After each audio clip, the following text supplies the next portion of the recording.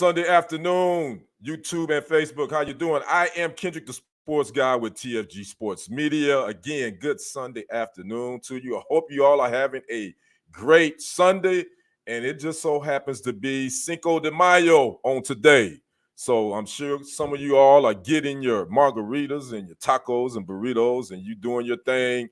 So enjoy those margaritas. Have a couple for your boy, and enjoy the rest of the day. I know it's probably some activities going on in different places. So again, happy Cinco de Mayo to you all. Now let's talk about the house rules. You know what you got to do when you come in, and let me know you're watching.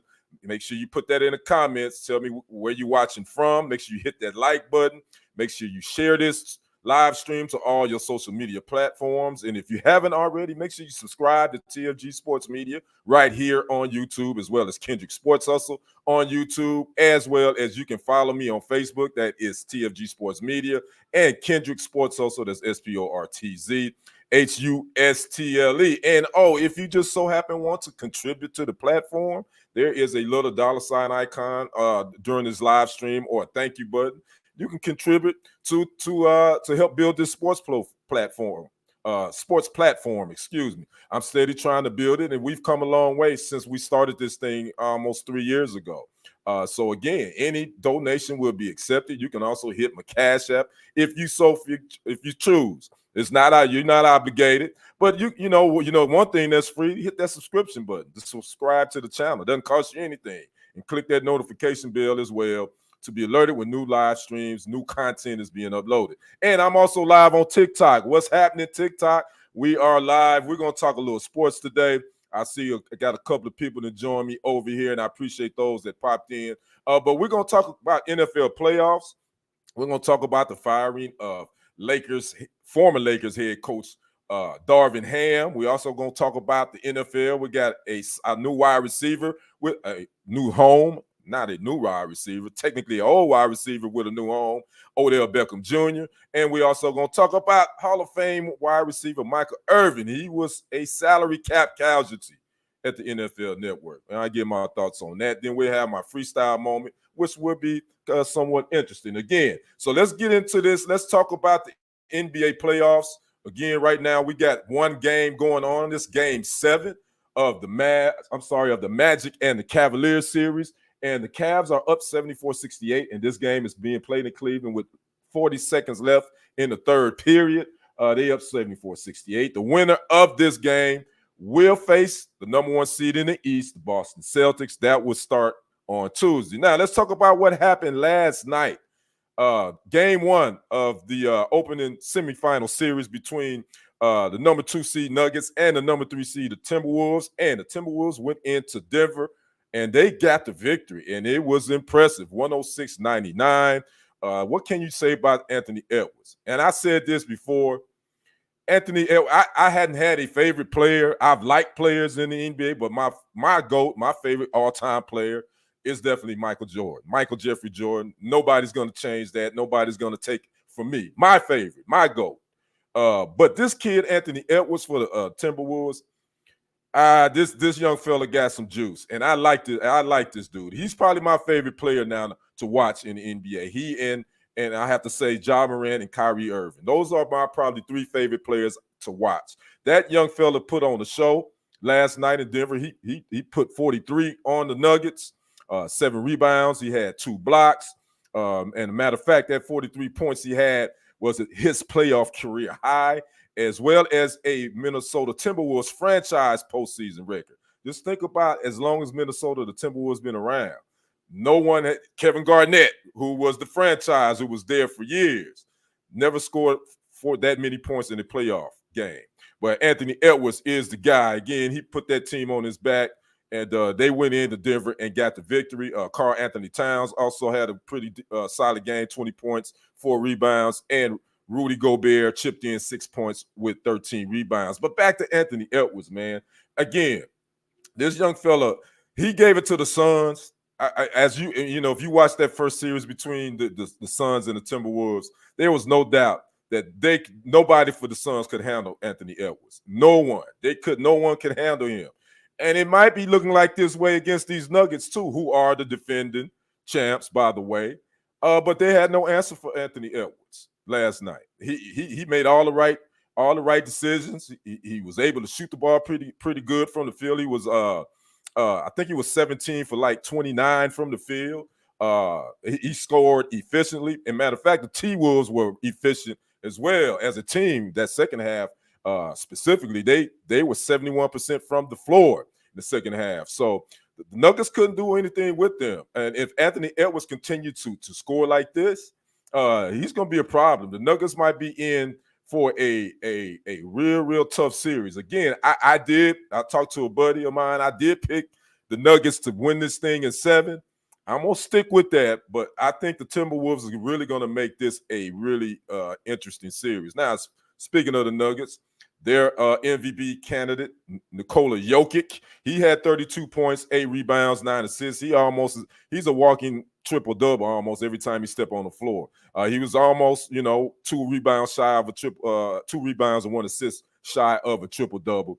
But he did his thing. He's as efficient as they come. But he had 7 turnovers. That was not good. You never really see him turn over the ball like that, but he had 7 turnovers last night. And you have to give credit to the Timberwolves defense in causing some of that. Michael Porter Jr. had another solid game. He had 20 points, 6 rebounds, 3 steals. Jamal Murray had 17 points and 4 assists. But again, Anthony Edwards was the talk. I mean, he was getting his shot off anytime he wanted to. There's no one that can really challenge him defensively. I mean, you could put Jamal Murray on him, but do you really want him exerting that type of energy on the defensive side? I would definitely put Michael Porter. I would have Aaron Gordon guard him pretty much this whole series to see what he can do. But I definitely wouldn't put Jamal Murray or Michael Porter Jr. on Anthony Edwards. So again, the Timberwolves go in, still game 1 on last night. 106-99. And again, I think we are seeing the making of a superstar in Anthony Edwards. Again, I think he is the most explosive player in the league at this moment. Now, what else is happening in the playoffs? Again, we got the number 1 seed in the West, the Thunder. They will be taking on the Dallas Mavs. They ousted the Clippers on Friday night. So the Mavs are moving on. So they finally got over that hump. I think the Clippers had ousted them the last 2 years in a row in the playoffs. So they would take on number 1 seed Thunder, who's a lot of people's like, they're the number 1 seed, but are they really the number 1 seed? Well, we're going to see what happens with that series. It tips off on Tuesday at 8:30 p.m. on TNT. Now over in the Eastern Conference, again, the number 1 seed Celtics are waiting on the winner of this Cavs Magic matchup. Game 7 is going on right now. Cavaliers are up 76-68. And we'll see what happens with that. I think whoever gets the Celtics, I think the Celtics are going to beat both of those teams, either the Magic or the Cavaliers in the 7-game series. So I think the Celtics is going to pretty much pencil them. So you can pencil them in to the Eastern Conference Finals. So again, that game 1 for that series, it will tip off Tuesday at 6 p.m. on TNT. And then we got the number 2 seed Knicks versus the number 6 seed Pacers. You talking about some NBA playoff history. You go back to the late 90s, mid 90s to the mid 2000s, man. This Knicks Pacers, they don't get no better than that. When you talk about the history of these two in playoffs, you talk about Patrick Ewing and Charles Oakley and all those guys, John Starks versus Reggie Miller, who went into the Garden and did the choke sign, and Spike Lee and all that magic, man. That's a heck of a historical series. Well, those two will tip off on tomorrow night on TNT at 6:30 p.m. So that is what we got in the NBA playoffs. Again, I will keep you updated and alerted on this Cavs Magic game. So again, Cavs are still holding a lead. They are in the 4th period at this time. So we're going to stay in the NBA, and we got the news that happened on Friday. I think no one was surprised. I think Stevie Wonder saw this coming. The Lakers fired Darvin Ham after 2 seasons. I see my little sis has popped in. What's going on, little sis? I know you rocking and rolling. Truck driving on the road again. Appreciate you dropping in on TikTok. But again, the Lakers fired Darvin Ham after 2 seasons, 90 and 74 in the regular season. with that. He had a postseason record of 11-12. They did have 2 play-in tournament wins, and they won this inaugural in-season tournament in Vegas this past December, which I call that was like the YMCA tournament. I don't know why. Hey, what's up, little sis? I see you. Appreciate you popping in. So yeah, they won that, and everybody was getting their hopes up and hyped up, thinking the Lakers was gonna do this and that. I'm like, yo, man, y'all pump y'all brakes, man. That's just an in-season tournament. That ain't mean nothing, whatever. And saying, lo and behold, here we are. Lakers ended up having to get in a play-in tournament just to get into the playoffs. They did, and they ended up being a 7 seed, where they would end up getting the gentleman's sweep versus the Nuggets. In 5 games, they would lose that series in 4 games to 1. And then, we like I say, I think we saw something was gonna happen. There were reports that came out that Anthony Davis and LeBron James and a lot of the players had lost faith in Darvin Ham when it came to his in-game decision and adjustments making and his rotations and all that stuff. That leaked out. I read that article a couple of weeks ago. So then I was like, when you start hearing stuff like that, there's the handwriting is probably on the wall. Now, again, this is Darvin Ham's first head coaching job. He was on the staff with Mike Budenholzer when he was with the Bucks for years. He had already been one of the He was a rising star when you talk about next guy up to be a head coach. A lot of players, they believe that he had the ability to do that again.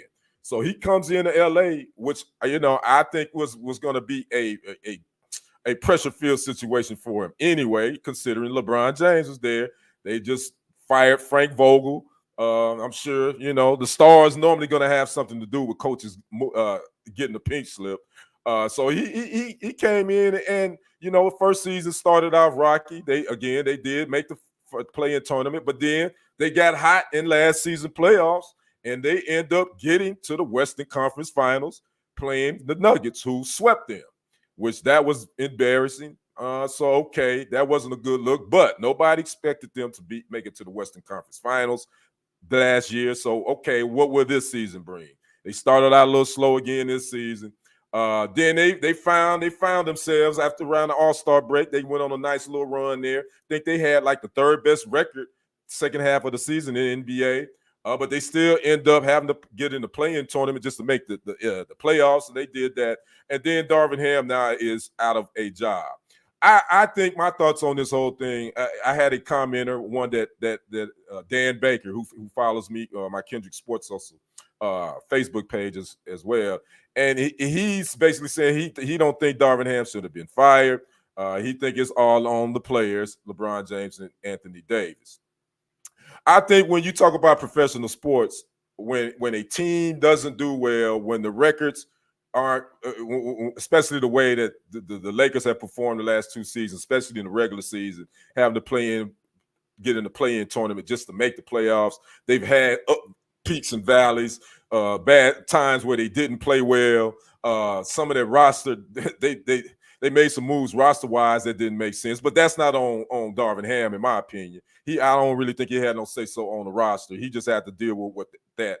That's a LeBron James, Rob Pelinka, and Jenny Buss thing. But when you look at it at the end of the day, the team ain't going to fire players. They'll trade players, but they're not going to fire star players in any professional sport. So when a team has a mediocre to lackluster season, the head coach has got to go, and that's just the way it is. And coaches know that. So should Darvin Ham been given a 3rd season? In my opinion, I thought he should have. But if LeBron James was key into saying, "Look, this ain't working," you know what they gonna do?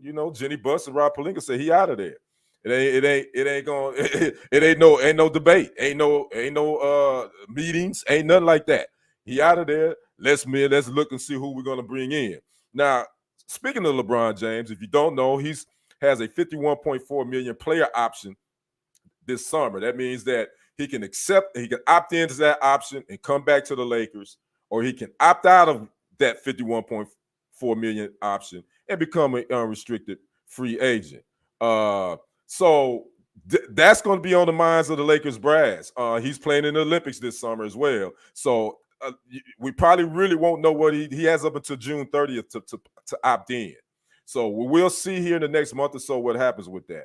But I think this is what's going to happen with the Lakers. Just my hypothetical. I think, he has a podcast called Mind the Game with his good buddy, JJ Redick. JJ Redick has already interviewed for the Charlotte Hornets job, but now with this opening, I bet you LeBron James has went to Jenny Buss and Robert Lincoln said, hey, I want y'all to interview JJ Redick. And I want him to be the guy so he can come in and so he can draft my son. Because we all know, if you haven't heard, Bronny James, his son, is entered the transfer portal at USC, but he's also put his name into the NFL draft bucket. But, to see where if he would be drafted in one of those first or second rounds. So the thing is, LeBron James and Rich Paul, Clutch Sports, those guys always figure out a way to maneuver stuff. So don't be surprised if you hear JJ Redick being interviewed, who has no head coaching experience, by the way.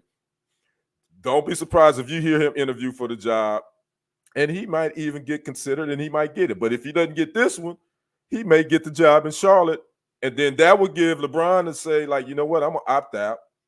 And then talk to JJ Redick and say, hey, you got the job in Charlotte. If you want me, I'm coming. I'm going to sign with you, but I got to have my son. Y'all got to pick him in the draft. So, to me, I'm seeing one of those scenarios playing out with this LeBron James thing. As far as the Lakers head coaching position, there's been quite a few names thrown out there. Mike Budenholzer is one that I've heard. Again, I've kind of heard JJ Redick. I've heard Tyronn Lue. Tyronn Lue has kind of refuted that, say he ain't interested, but he's cool with being with the Clippers. If you don't know, Tyronn Lue coached LeBron James back in Cleveland when they won a championship. And speaking of coaches, LeBron James is entering in his 21st, 22nd season, and he has played for 9 different coaches. 9. He'll be playing for his 10th one if he stays with the Lakers. That's a lot of coaches to be playing for. So is LeBron James a coach killer? Yeah. You might could asterisk that under his name. That could be like, man, he gets coaches ran out. He's played for 9. Paul Silas, Brendan Malone, Mike Brown when he was with Cleveland. He's played for Eric Spoelstra when he was with Miami. When he went back to Cleveland, he played for David Blatt, Tyronn Lue. Then now in LA, when he first got there in 2018, Luke Walton, Frank Vogel, Darvin Ham, and now who's next on that list? So he's going to eventually play for 10 coaches in his career, regardless if he stay in LA or wherever he decides to go if he becomes unrestricted free agent. So this Lakers thing, man, again, I think Darvin Ham should have been given another year. But I also know that LeBron James get what he wants. He get what he wants. He and Rich Paul, they know how to work it. He's gotten players he wanted. He's had players shipped out. But I would say his tenure in LA, in my opinion, in one word, it's been unimpressive. I'm talking about the LeBron James tenure. Unimpressive, in my opinion. They won 1 title in 2020.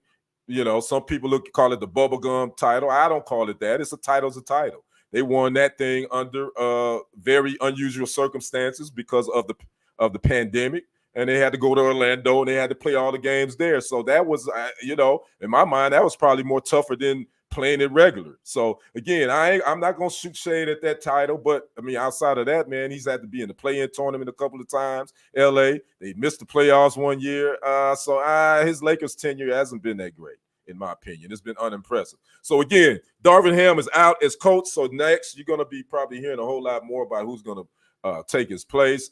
Jenny Buss and Rob Pelinka said they are going to take their time with that. And I'm quite sure Rich Paul and LeBron James are going to have a lot to say about that. Let's move on to the NFL. Let's move on to Mr. OBJ.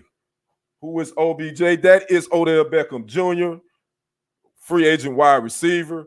He was with the Ravens last season. And let me give you an update on this Magic Cavs game. It is 81-74 Cavs with roughly 8 minutes left in the fourth period. Whoever wins that game will take on the Celtics, number 1 seed in the East in the next round. But OBJ signed a 1-year, $3 million deal with up to $8 million in incentives with the Miami Dolphins to join that explosive wide receiver core down there. Jalen Waddle, and the cheetah, Tyreek Hill. My thoughts on this, he's definitely not the OBJ of old. When he first came in the league and making those crazy catches with the Giants, I think most people would say that he was the best wide receiver in a 3 to 4 year span when he first came in from LSU to the Giants. But after that, man, the injuries has taken a toll. He tore ACL in 2020 when he was traded to Cleveland. He missed all that season. He would come back and have a somewhat decent season, but then he was traded to the LA Rams. He was able to help lead them to a Super Bowl victory, but he would injure that same ACL in the Super Bowl and would not play, I believe, the 2022 season. So he would come back in 2023. He would sign a 1-year deal with the Baltimore Ravens. Unimpressive. He had like 36 catches for 500 yards, a couple of touchdowns. And so, again, he became an unrestricted free agent. So my thoughts on Miami, I think he's definitely going to give them that third guy, that third guy that can get down the field. Again, he's not the explosive OBJ that we once knew, but he can still get some things done. Especially if they move him around a little bit, put him in that slot. So I see just another weapon for Tua Tagovailoa to use in that Miami Dolphins offense. I know Mike McDaniel, who's the head coach there, he's gonna figure out ways to make sure he gets him the ball. But let's go and keep it funky. Let's go and be real about it. All the target's going to be going to Jalen Waddle and Tyreek Hill. OBJ is just going to be a little bit, a little dessert, he's going to get the leftovers, whatever those leftovers are. And, if he can catch 35, 40 balls, I think that'll be great for that offense. The Dolphins are an up-and-coming team, man, that AFC East, between them and the Bills and the Jets and the Patriots. Right now, I would say the Dolphins and Bills are probably the best teams in that division. And to add a piece like Odell Beckham Jr., I think that's a good thing. Again, you're not asking him to come in and catch 80 or 90 footballs, 11 or 12 touchdowns. If he can give you 40 to 45 with 7 or 8 touchdowns, man, that definitely would be an added bonus. So we'll see what happens with these Dolphins again. That AFC East right now is in my opinion, is top heavy. The Patriots did draft a quarterback. They got the kid out of North Carolina, Drake May. So they rebuilding. The Jets, what will Aaron Rodgers look like? Don't know. He missed the whole season because of the Achilles injury, as well, and they traded away Zach Wilson. So we don't know what the Jets are, but we know that the Dolphins and the Bills, they still going to be right there in the thick of things, probably the best teams in that division. So we'll see what OBJ will do in Miami. And oh, by the way, he did break up with Kim Kardashian.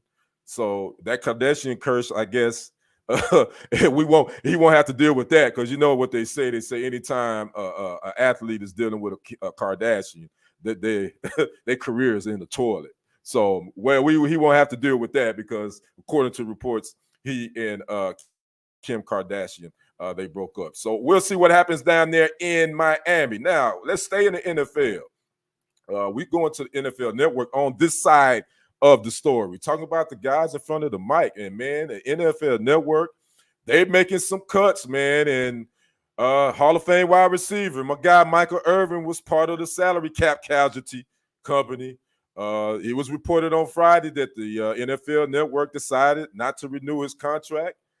Michael had been with the NFL Network for 15 seasons, 15 years. He was part of the Sunday morning football show with Rich Eisen and Kurt Warner and Steve Mariucci, and those are just a few that's there now. I mean, before then, Mike was one of the mainstays. He and Warren Sapp and Marshall Falk. I remember that used to be my favorite show to watch. As far as NFL preseason show, the Sunday morning shows. But now they're getting rid of one of their big personality, and I don't see where this show is. NFL Network, I don't know where that Sunday morning show, game day show is going. They just, not having that personality guy. I think you need that on any type of in-studio show. You need one guy that has a big personality, and Mike was that guy. So I don't know who they're going to replace him with, or if they are going to replace him, but the NFL Network making cuts. Not only was he cut, they're cutting the NFL Total Access show. That's going bye-bye after 21 years. Rich Eisen started out as hosting that back in 2003. So they get in that last show will air, I believe, May 17th, I read. So NFL Network was making cuts. They already made some other on-air talent cuts last week. Melissa Stark was one, a couple of other people.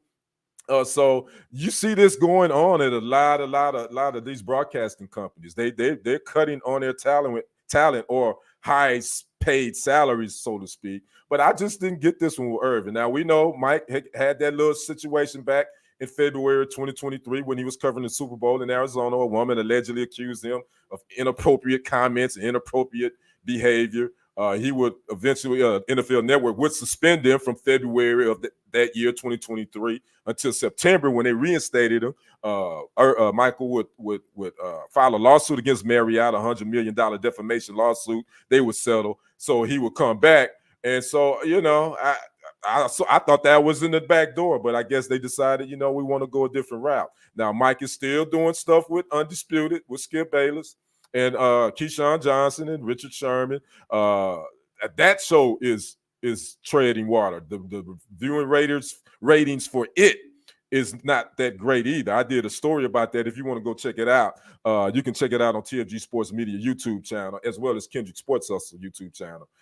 And so he'll be doing that. I would hope Mike would just kind of take a page from Shannon Sharp.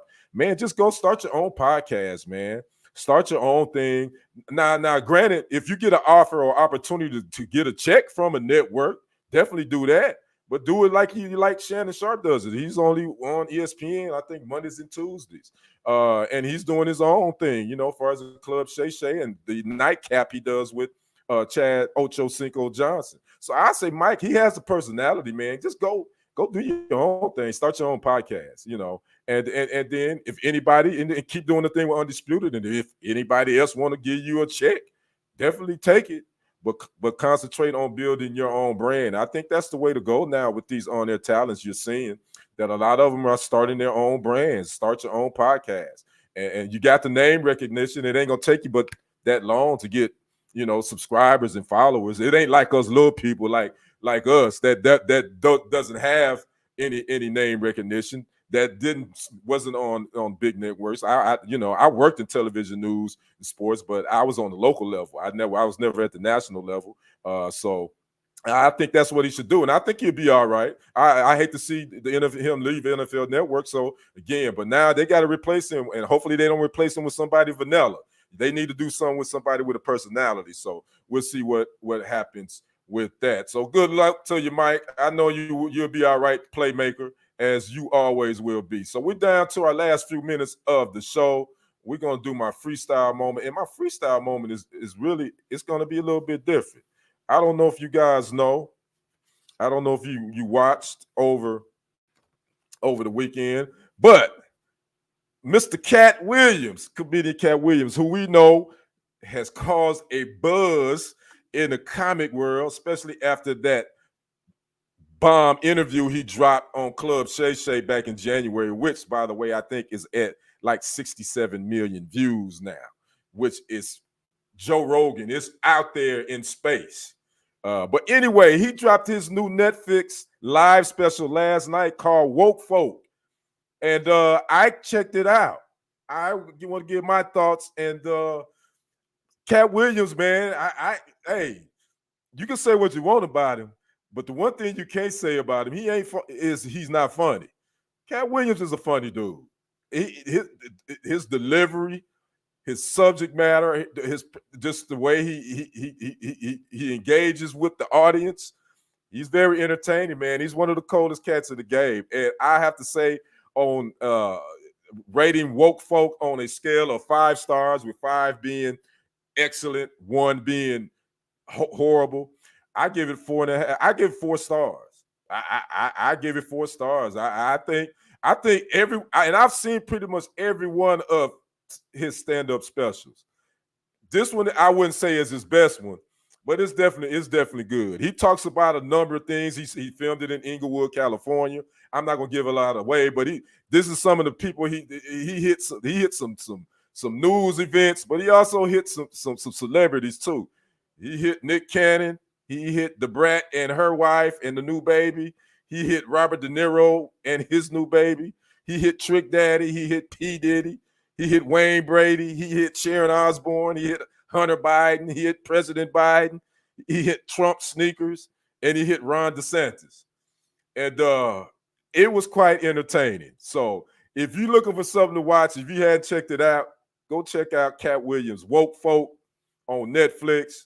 It was quite entertaining. Again, I say out of 5 stars, with 5 being excellent, 1 being horrible, I definitely give it a 4.5 star. So that is my freestyle moment for this show. So again, I want to say, hope everybody have a great Sunday. Want to thank those that maybe pop in later and check this out. If you haven't already, make sure you like and subscribe to TFG Sports Media on YouTube, as well as Kendrick Sports Hustle on YouTube as well. You can follow me on Facebook at TFG Sports Media, as well as Kendrick Sports Hustle. That's SporTZHustle. You also can follow me on my personal Facebook profile, Kendrick Roland Henderson, as well as on Instagram, Kendrick1969. And you also can follow me right here on TikTok at Kendrick Henderson 51. Hit that follow button. I want to thank all those that have joined on TikTok. I see you, Ian Thompson. I see you, Rodney Nelson. I see you, Alfred Thornton. I see you, Jimmy